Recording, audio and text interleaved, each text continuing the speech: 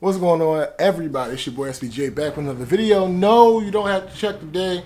No, this is not Wednesday. Yes, I know it's Friday. However, Instagram Fridays, we'll be taking a break this week. We'll be back next week. I'm in the middle of figuring out something with my strategy that may or may not be huge. And while I'm testing it, I'm going to go ahead and let that breathe. We're going to do another NaGTalk because there was something else that I wanted to address that I didn't feel like I had time to in Wednesday's video. The WB, the Warner Brothers, DC, all of this stuff, they have decided to give Joss Whedon a writing credit on the Justice League movie. Now, if you followed me along, if you looked at my blogs and watched some of my videos, you'll see that when this was first announced that Joss Whedon would have any involvement in the Justice League, I praised the idea of that happening. Why? Because I knew, no matter how much you guys told me I was crazy, no matter how much you told me I was wrong, I had YouTube comment talking about how crazy I am, man. I've been in Facebook groups told me how crazy I am. People have responded where I've shared my blog about how crazy I am. I knew that Joss Whedon would have a major role in this movie, if not a major role moving forward at some point in the DCEU. So, a writing credit. Why a writing credit?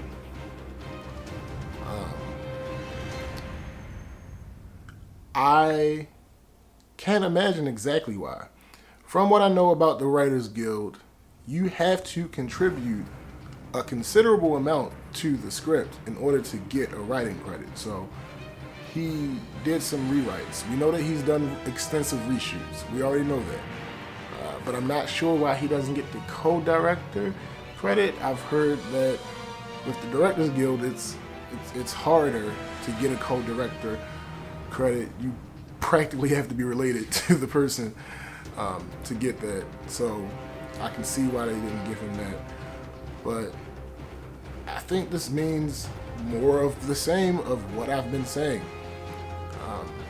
And even I'll add an amendment, because even though I've been right so far, I don't have any inside knowledge. This has always just been me looking at the situation and just analyzing the situation and thinking about what the next step could potentially be.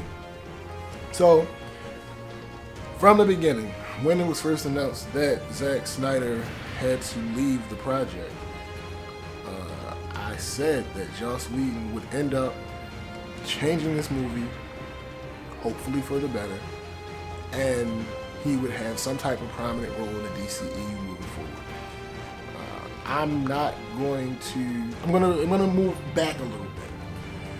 I still believe that it's possible for him to have that prominent role moving forward, but I also failed to think about just the fact that the WB is a massive company. They have other situations that may have been as enticing, if not more enticing, than the prominent role in the DCEU. It could be a specific movie that Joss is trying to make that he might want more control over, or they might have said no before for whatever reason. There's something that's going to come out of this, especially if the critics consider Justice League a hit. I promise you, I've been saying this forever. Y'all want to keep doubting me, go ahead, that's on y'all. But something great for Joss Whedon is going to come out of this if he delivers. And his track record pretty much says that he's going to deliver. So we'll see what that ends up being. So what do you guys think? Are you one of the few people that have been on my side about how big it was for Joss to be just overlooking the finalization of Justice League?